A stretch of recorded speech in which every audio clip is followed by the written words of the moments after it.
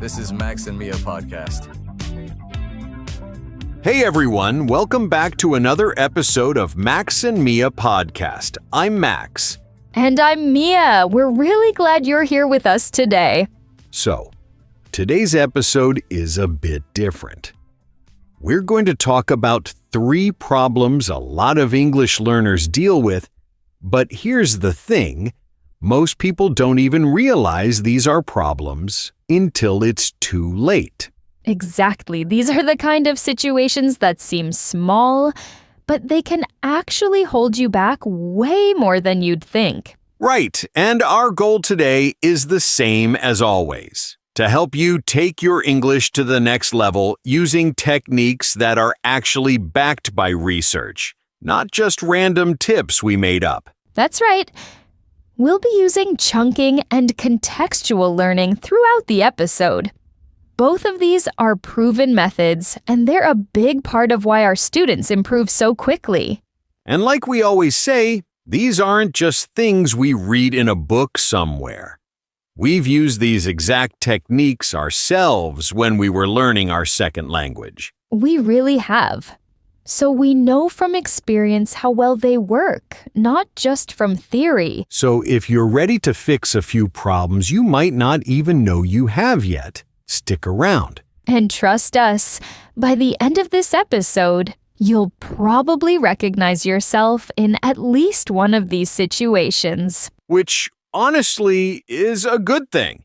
Because once you can name a problem, it's a lot easier to fix it.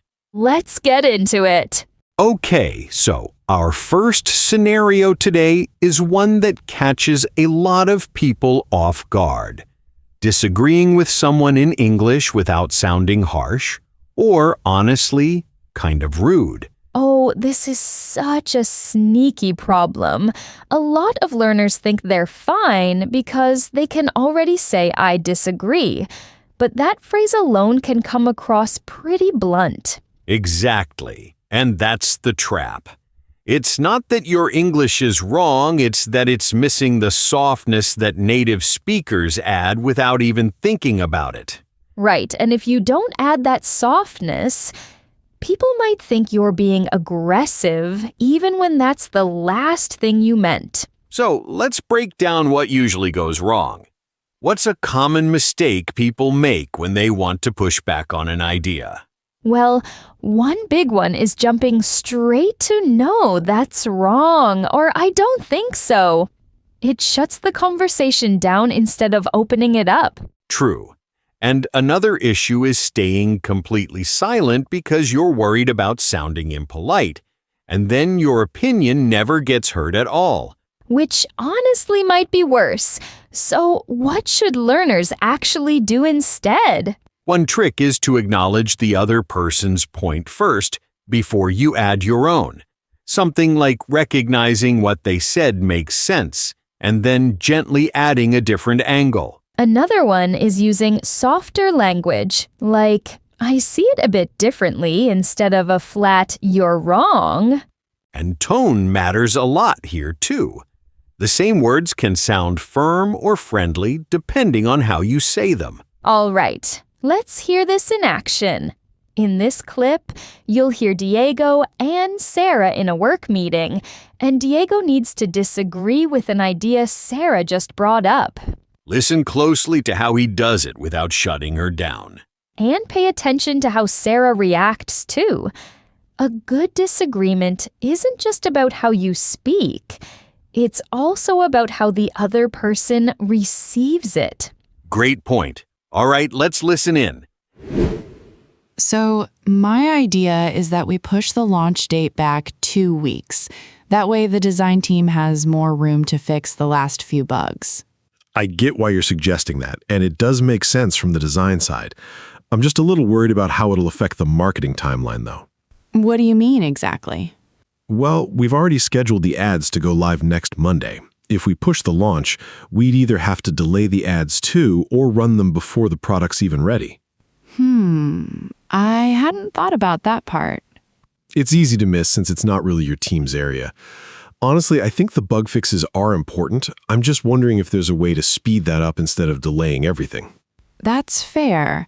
What if we brought in one more developer just for this week? Would that help close the gap? Actually, that could work. If we get someone extra on the 2 biggest bugs, we might not need the full 2 weeks. I like that. Although I want to make sure we're not rushing it. Nobody wants a buggy launch. Totally agree. Maybe we compromise, push it back just 3 or 4 days instead of 2 full weeks. That gives the team breathing room without messing up the ad schedule too much. Okay, I think that could work. Let's run it by the ad team first, just to make sure they can shift things around. Sounds good. I'll message them right after this and see what they say. Perfect. I'll also follow up with you once I hear back from them. Perfect. I'll keep an eye on my inbox. Thanks again for hearing me out on this one. Of course. Honestly, I'd rather have this conversation now than deal with a bigger mess later. Couldn't agree more. All right, I'll let you get back to it. Sounds good. Talk soon, Diego. Okay, I really liked how Diego handled that. He never once said you're wrong, but he still got his point across. Right, and Sarah didn't feel attacked either. She actually thanked him for bringing it up, which says a lot. That's the whole point of softening your language. You're not hiding your opinion, you're just making sure it lands the right way. Exactly, and once you practice this a few times, it stops feeling like extra effort and starts feeling completely natural. Before we move on, we want to remind you about our YouTube community. We just launched it, and it's full of extra content you won't find anywhere else. Yes, we're posting videos that go way beyond grammar drills. We want to help you actually use English to grow other areas of your life too. So if that sounds like something you're into, come hang out with us there. All right, let's get into the chunk from that conversation. I get why you're suggesting that. This is such a useful phrase because it shows you're listening before you disagree. It softens everything that comes after it. So, same as always, close your eyes for a second and picture yourself using it in a totally different situation. For example, you could say, I get why you're upset, but I don't think it was on purpose. Or maybe, I get why you'd want to leave early. Traffic's been awful lately. Same chunk, brand new sentence. Try building 1 or 2 of your own before we move to the next part. All right, our second scenario is something almost every learner deals with, whether they admit it or not. Asking for help at work when you don't fully understand something. Oh, this one hits close to home. So many people would rather struggle in silence than ask a simple question. Right? And usually it's not because they can't form the sentence. It's because they're scared it'll make them look less competent. Which is such a shame because in most workplaces, asking questions actually makes you look more careful, not less capable. So what usually trips people up here? A lot of learners either avoid asking altogether, or they ask in a way that sounds unsure of themselves, which can make the other person doubt them too. True. Saying something like, sorry, I'm probably being stupid, but doesn't do you any favors. Exactly. It puts you down before you've even asked anything. Instead, you can frame it as making sure you understood correctly, which sounds way more professional. So in our next clip, you'll hear Fareed asking his coworker Claire to clarify something about a project without putting himself down at all. Notice how confident he sounds, even though he's technically admitting he's not sure about something. That confidence really comes from the framing, not from having all the answers. All right, let's listen to how he does it. Hey Claire, got a minute? I want to double-check something about the client report before I send it out. Sure, what's up? In the notes from the meeting, it says we should include last quarter's numbers, but I wasn't sure if that means the summary or the full breakdown. Good question. It should be the full breakdown. They specifically ask for that in the follow-up email. Got it. That makes sense. I want to make sure I've got this right before it goes out, since the client's been pretty particular lately. Definitely worth checking. Better to ask now than to send the wrong version. Exactly my thinking. Quick follow-up. Should I include the numbers from the smaller markets or just the main ones? Just the main ones for now. The smaller markets get added in the quarterly review. Perfect. That clears it up. I was going back and forth on that one. Honestly, that section of the template's a bit confusing. A few people have asked me the same thing. That's reassuring. At least it's not just me. Not at all. We should probably update the template so it's clearer for everyone. Good idea. I could put together a quick note explaining the sections. That'd be great. All right, is there anything else you wanted to check before sending it? One more thing. Should the report go directly to the client or does it need approval first? It needs approval first. Just send it to me and I'll take a look before it goes out. Sounds good. I'll have it ready within the hour. Perfect. And don't hesitate to ask stuff like this. It's way faster than fixing a mistake after the fact. I appreciate that. I used to feel weird asking too many questions, but honestly, it saves everyone time in the long run. Completely agree. The people who ask questions are usually the ones who end up doing the best work. Good to know. I'll keep that in mind next time I'm unsure about something. You should. All right, send it my way whenever it's ready. Will do. Thanks again, Claire. No problem. Oh, one more thing. Did you already format the numbers the way the client likes with the percentage changes highlighted? Not yet, actually. I wasn't totally sure they still wanted that after the last meeting. They do. It's become kind of their standard request now. I'll send you the color code we usually use for that. That'd help a lot, thanks. I was going to guess and just use red and green. Close, but they actually prefer blue for the increases. Keeps it a bit more neutral looking. Good to know. I would have gotten that wrong. Glad I asked instead of just assuming. Exactly my point from earlier. Little details like that make a big difference to the client. Sounds perfect. Take your time. There's no rush on my end today. Appreciate that. I'll have it in your inbox within the hour. I loved that one. Fareed never once apologized for asking, and it made the whole thing sound way more professional. Right, and Claire's response really backs up what we said earlier. She didn't think less of him for asking. She actually appreciated it. That's such an important mindset shift. Asking questions isn't a weakness, it's actually a sign that you care about doing things right. And honestly, that applies far beyond work too. Whether it's at school, with friends, or even in a new city, asking for clarity almost always makes things smoother. Definitely.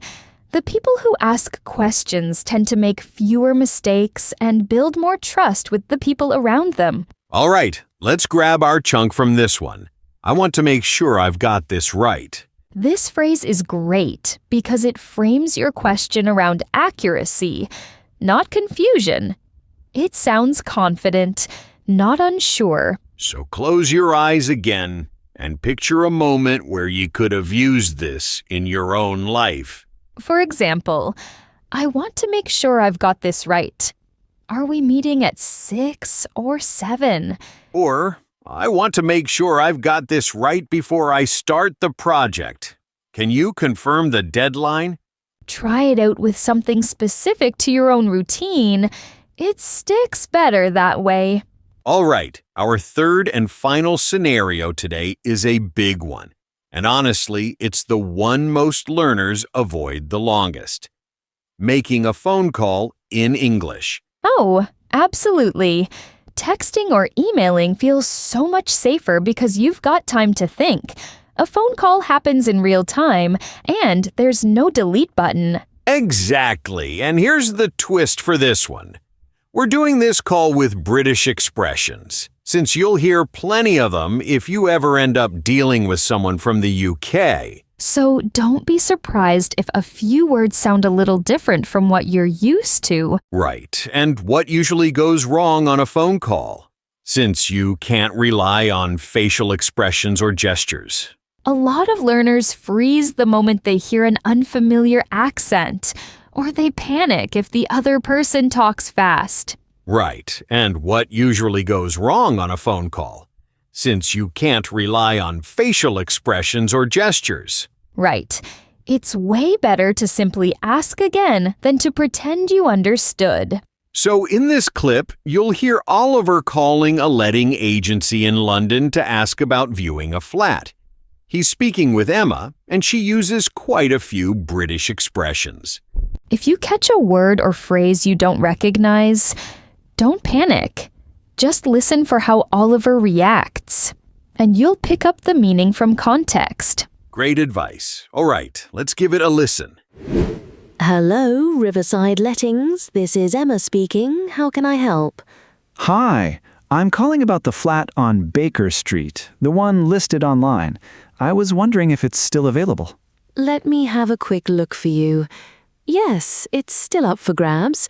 Were you hoping to arrange a viewing? Yeah, that'd be brilliant if that's possible sometime this week. Should be fine.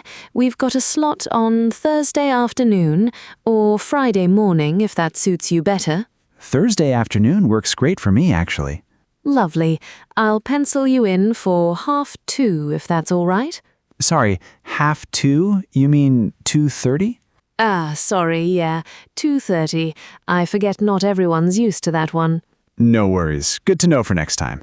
So, is the flat furnished, or would I need to bring my own bits? It's unfurnished, I'm afraid, but the kitchen's got all the appliances sorted.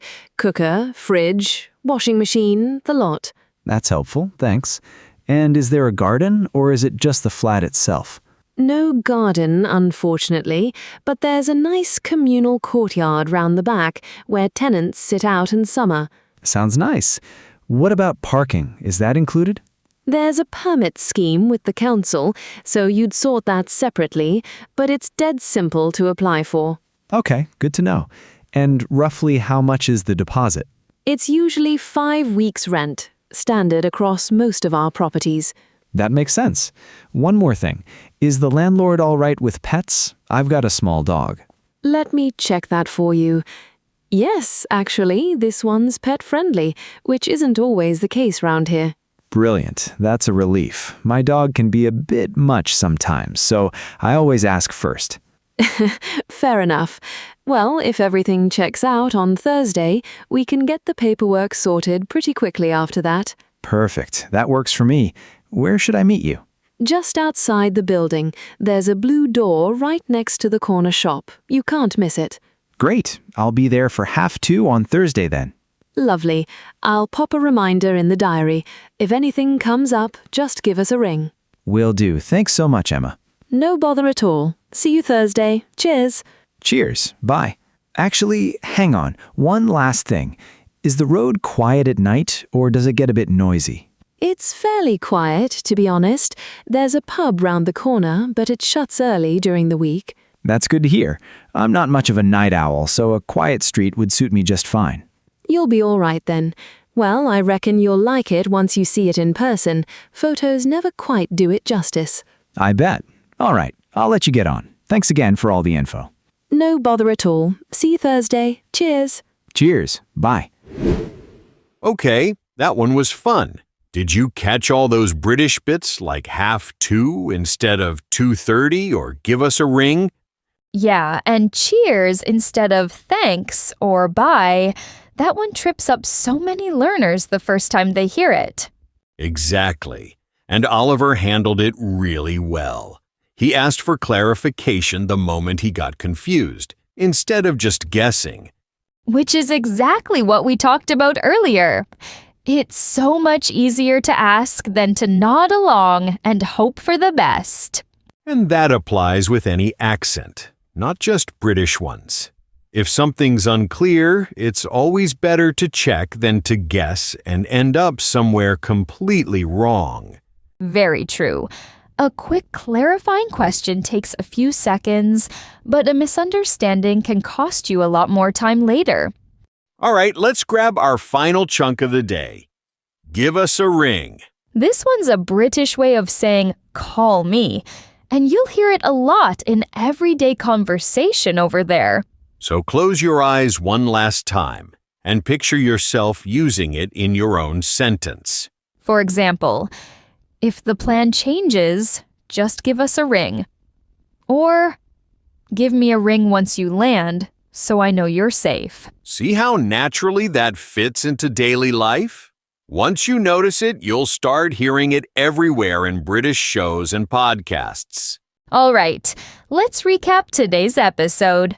We covered 3 problems a lot of learners don't even realize they have: disagreeing politely, asking for help without feeling embarrassed, and making a phone call you've been putting off. And in each one, the real fix wasn't about learning more vocabulary. It was about changing how you frame what you're already saying. Exactly.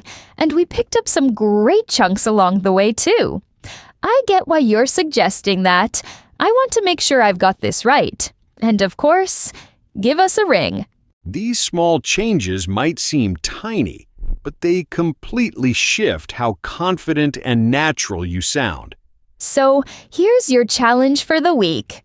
Pick one of today's situations, the disagreement, the question, or the phone call, and actually try it in real life. Even if it feels a little uncomfortable at first, that's usually a sign you're growing. All right, that wraps up today's episode. Thanks so much for spending this time with us. We really hope you walk away with something you can use right away, not just theory you'll forget by tomorrow. And don't forget to check out our YouTube community. There's plenty of extra content there we think you'll really enjoy. If you liked this episode, it'd mean a lot if you left a like, dropped a comment, and hit subscribe so you don't miss the next one. And if you know someone who's also learning English, share this episode with them. It really helps us reach more people. Every comment, and share genuinely makes a difference for us. And it helps us keep making content like this. Big hug from both of us, and we'll catch you in the next episode. Take care, keep practicing, and see you next time.